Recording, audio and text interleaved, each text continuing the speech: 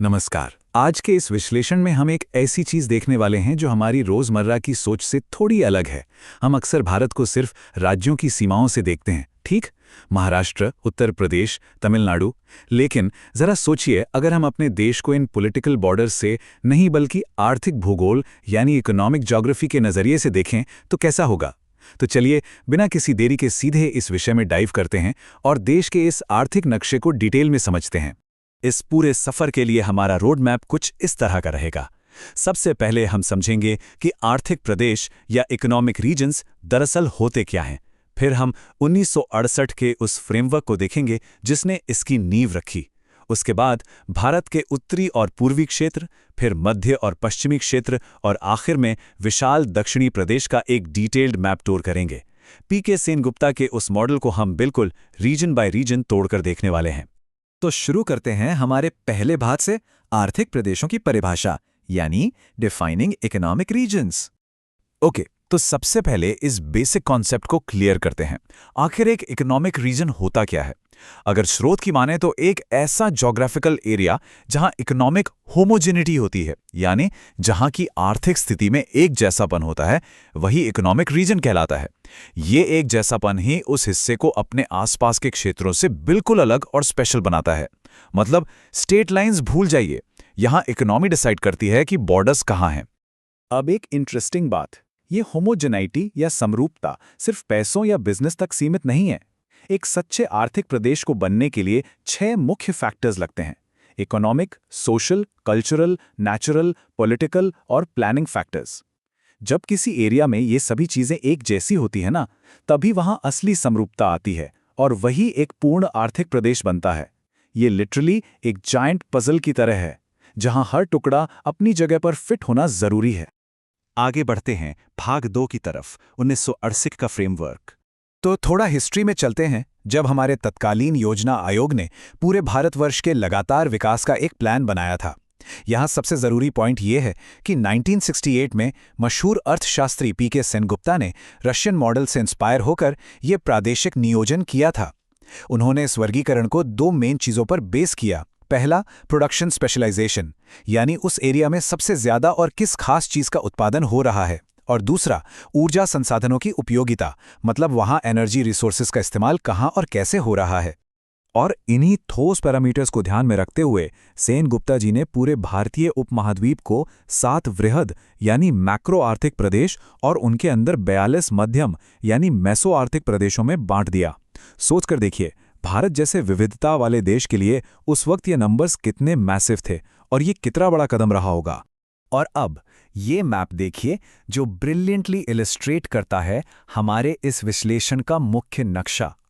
पीके सेनगुप्ता के बनाए गए ये 7 वृहद आर्थिक प्रदेश बिल्कुल क्लियर दिखाते हैं कि कैसे अर्थव्यवस्था ने हमारी जमीन को राजनीतिक मैप से हटाकर एक नए आर्थिक आकार में ढाला है। अब आते हैं भाग 3 पर, उत्तरी और पूर्वी भारत का सफर। चलिए मैप टूर शुरू करते हैं। सबसे पहले उपमहाद्वीप के ऊपरी और दाहिने हिस्से की ओर चलते हैं। यहाँ हम हिमालय की तलहटी से जुड़े नॉर्थ वेस्टर्न यानी रीजन 5 और गंगा के मैदानों वाले नॉर्थ सेंट्रल यानी रीजन 3 की बात कर रहे हैं। और इसी के साथ ईस्टर्न यानी रीजन 2 और नॉर्थ ईस्टर्न यानी रीजन 1 भी यहाँ शामिल हैं। आइए अब थोड़ा और डीप डाइव करते हैं और समझते हैं कि इन आर्थिक क्षेत्रों में पॉलिटिकली कौन-कौन से राज्य आते हैं। रीजन 1 यानी नॉर्थ ईस्टर्न प्रदेश में हमारी 7 सिस्टर स्टेट्स शामिल हैं, जिन्हें 4 मीजो रीजन्स में बांटा गया है। रीजन 2 ईस्टर्न प्रदेश में बिहार, झारखंड, वेस्ट बंगाल, ओडिशा और सिक्किम आते हैं, जिन्हें 6 मीजो रीजन्स मिलते हैं। रीजन 3 नॉर्थ सेंट्रल में उत्तराखंड और यूपी हैं, जहां 3 मीजो रीजन्स हैं। और रीजन 5 नॉर्थ वेस्टर्न में जम्मू एंड कश्मीर, लद्दाख, हिमाचल, पंजाब, हरियाणा, दिल्ली और राजस्थान शामिल हैं, जिन्हें 6 मीजो रीजन्स में तोड़ा गया। ये टेबल बिल्कुल क्लियर करता है कि कैसे अलग-अलग राज्य बेसिकली इकोनॉमिकली एक दूसरे से डीप तरीके से जुड़े हुए हैं। आगे बढ़ते हैं भाग 4 की ओर, मध्य और पश्चिमी भारत। अब अपनी नजरें देश के बिल्कुल सेंटर और पश्चिमी तट की तरफ ले चलते हैं। यहाँ हमारा सेंट्रल कोर यानी रीजन 4 और अरेबियन सी को छूता हुआ पश्चिमी किनारा यानी रीजन 6 शामिल हैं। अब इन दोनों क्षेत्रों को कंपेयर करना वाकई बड़ा रोचक है। रीजन 4 यानी सेंट्रल आर्थिक प्रदेश में मेनली मध्य प्रदेश और छत्तीसगढ़ आते हैं, और इस इतने बड़े लैंड मास को सिर्फ 4 मीजो रीजन्स में बांटा गया है। वहीं दूसरी तरफ देखें तो रीजन 6 यानी वेस्टर्न आर्थिक प्रदेश में गुजरात, महाराष्ट्र, दमन दीव और दादरा नगर हवेली शामिल है। लेकिन नोटिस करने वाली बात यह है कि इसे 9 छोटे छोटे मीजो रीजन्स में तोड़ा गया है। ये दिखाता है कि वेस्टर्न हिस्से में कितनी तीव्र आर्थिक विविधता और हैवी इंडस्ट्रियल फ्रैगमेंटेशन है। अब यहाँ जो सबसे इंटरेस्टिंग चीज़ निकल कर आती है वो ये है कि इस वेस्टर्न मैक्रो रीजन के अंदर ही भारत का सबसे बड़ा मीजो इकोनॉमिक रीजन छुपा हुआ है। जी हाँ, हम बात कर रहे हैं बॉम्बे पुणे रीजन की। स्रोत के मुताबिक ये बेसिकली देश का सबसे बड़ा सब इकोनॉमिक प्रदेश है। ये अपने आप में एक विशाल इंडस्ट्रियल पावर हाउस है जिसका आर्थिक असर लिटरली पूरे देश पर पड़ता है।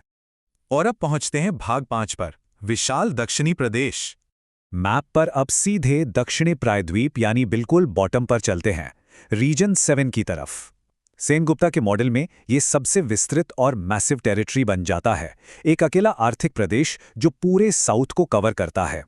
और इस रीजन को लेकर जो सबसे स्टैगरिंग फैक्ट है वो ये है कि दक्षिणी आर्थिक प्रदेश एक्चुअली भारत का सिंगल सबसे बड़ा मैक्रो इकोनॉमिक रीजन है। अगर हम आर्थिक पैमाने और फिजिकल साइज दोनों की बात करें तो स्केल के मामले में इस रीजन का कोई मुकाबला ही नहीं है। इस विशाल क्षेत्र के फैलाव को जबान से समझने की कोशिश करते हैं। इसमें कर्नाटका, तमिलनाडु, केरला, आंध्र प्रदेश और तेलंगाना जैसे मेजर स्टेट्स तो आते ही हैं, बल्कि लक्षद्वीप, अंडमान निकोबार और पुडुचेरी जैसे आइलैंड टेरिटरीज भी इसका हिस्सा हैं। आंध्र प्रदेश के कोस्ट से लेकर इन दूरदराज द्वीपों तक फैले इस मैसिव इलाके को कुल 10 मेजो रीजन्स में बांटा गया है। इसमें कृष्णा, तुंगभद्रा बेसिन और नीलगिरी जैसे सुपर इंपॉर्टेंट आर्थिक जोन्स मौजूद हैं। अब जब हमने इन सारे आर्थिक प्रदेशों का एक डिटेल्ड टूर कर लिया है तो एक बड़ा सवाल जहन में आता है। आज का आधुनिक आर्थिक विकास, आईटी सेक्टर का बूम और नई तकनीक को देखते हुए क्या 1968 की ये आर्थिक सीमाएं आज वैसे ही काम करती होंगी?